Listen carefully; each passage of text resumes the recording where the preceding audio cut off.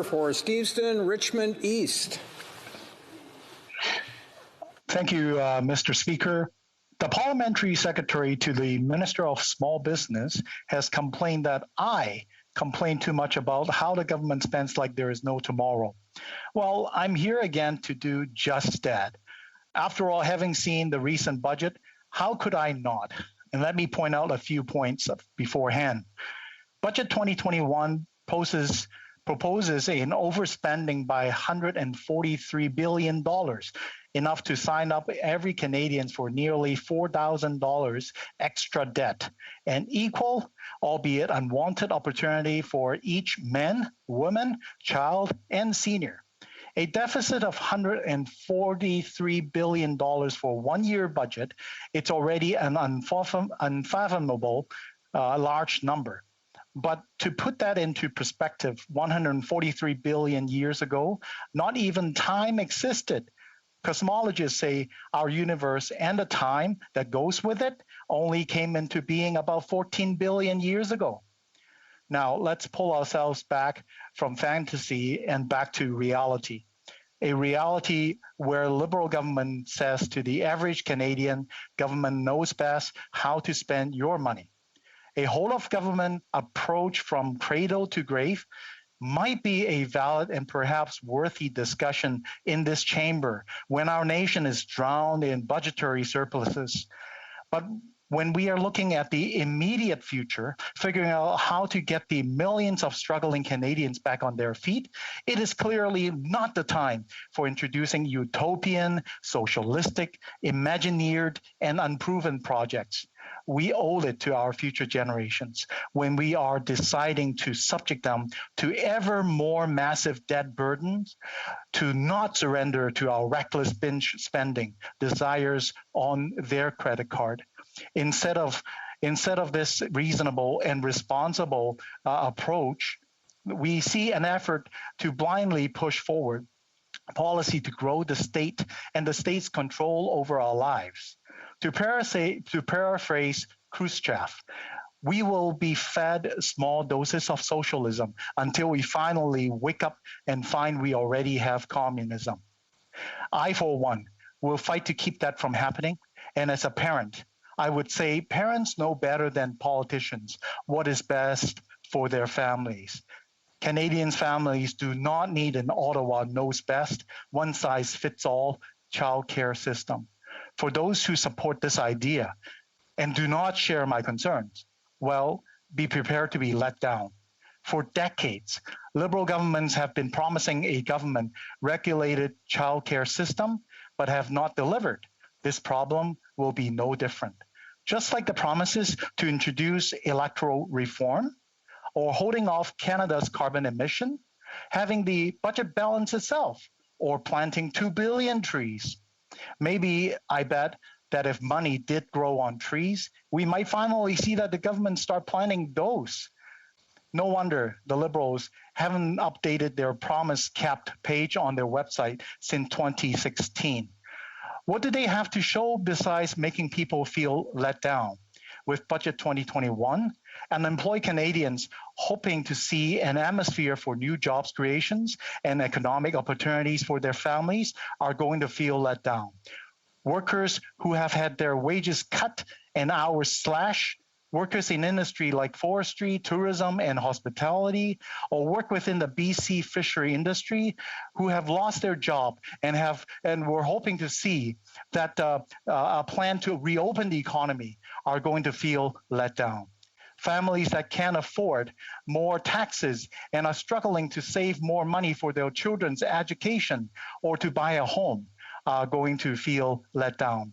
Additionally, they will suffer from the inflationary effect of pumping hundreds of billions into the economy. Costs will go up, interest rate will go up, and we will see social spending dry up. When that happens, feeling let down may be overshadowed by more imminent threats, such as staying afloat.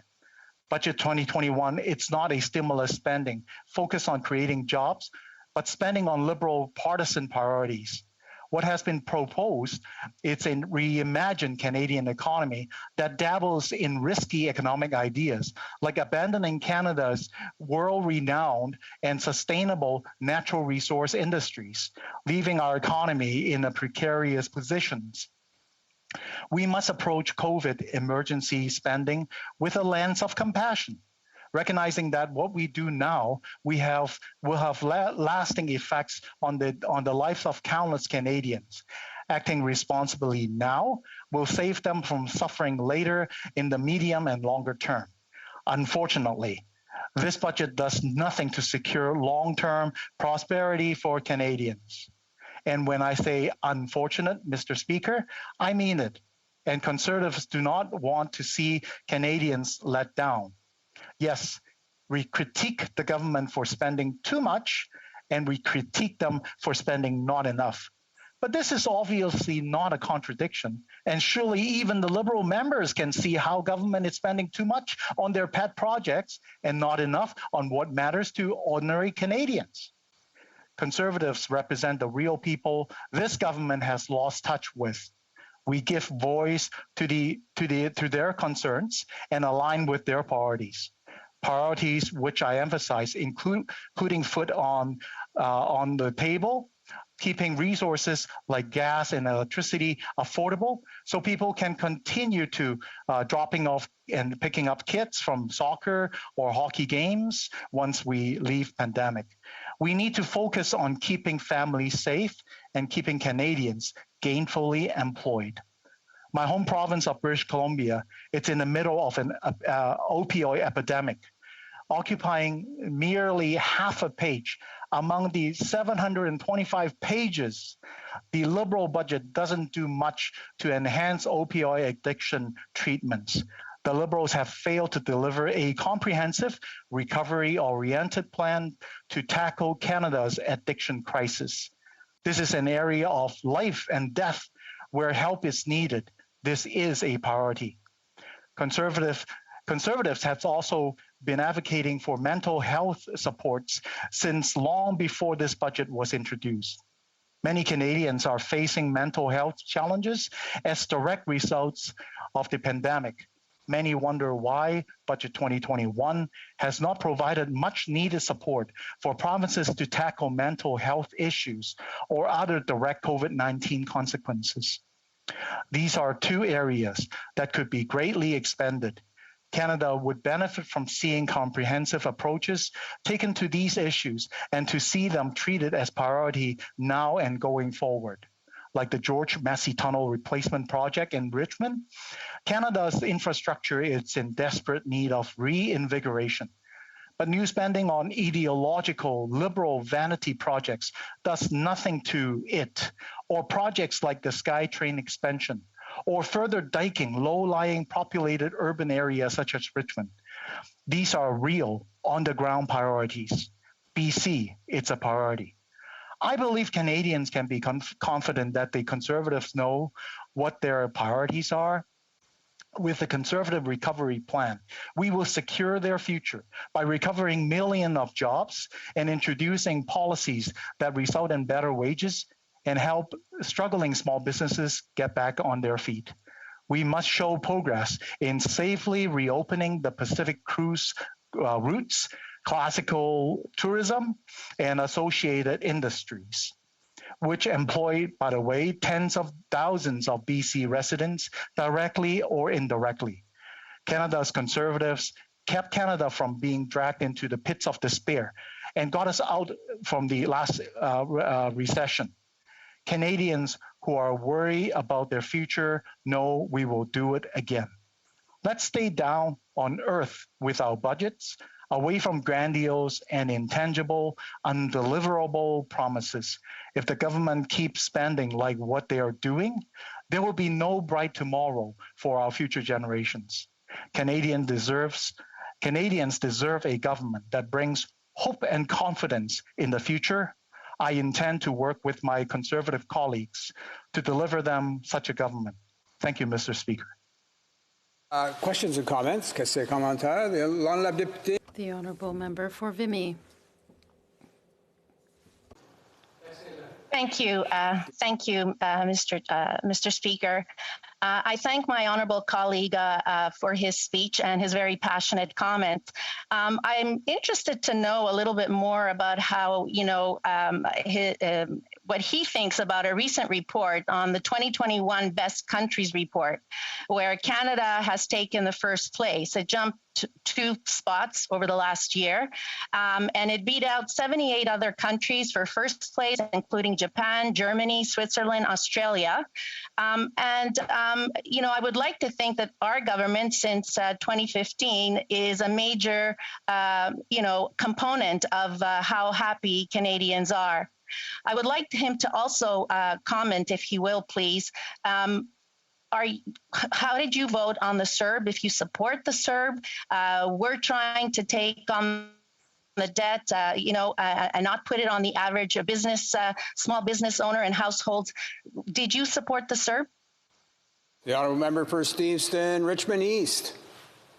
Well, thank you, Mr. Speaker, and I thank the member from Vimy for asking me this repeated Liberal questions. And to start with, I see that, if we are to amortize Canada's younger generation's future, we could always, spend more. And if money can solve all the problems, and we can engage in reckless spending like the Liberals have been doing, well, then we can actually raise our levels, our ranking here today, this moment.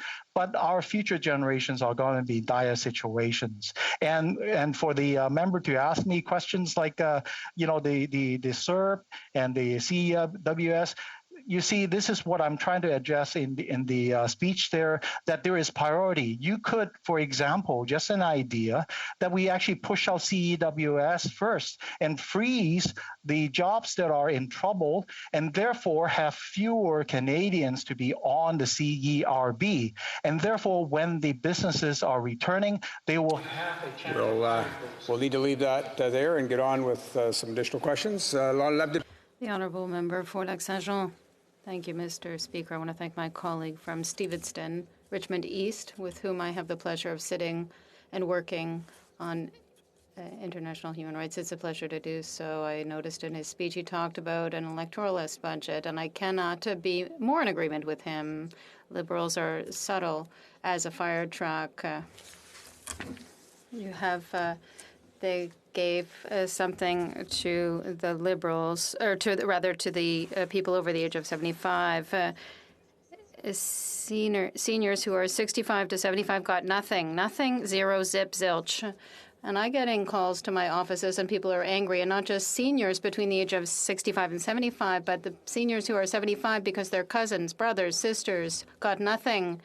And they are seniors too. I'd like to know what my colleague thinks about this way, the Liberal way of doing things, of creating 2 classes of seniors and second-class citizens. Thank you. East. Thank you for my fellow member, and I too enjoyed participating in the Subcommittee of International Human Rights with him a lot. I got to tell you that I'm speechless. I don't know how to answer a question that the Liberal has put in place. But, drawing from my experience, knowing the Liberal parties, enjoying playing class struggles and in politics, perhaps their research find that they get more potential of getting votes 75 and above. I don't know. Perhaps the member might want to consult the Liberal side instead. But thank you for his question. We'll now go to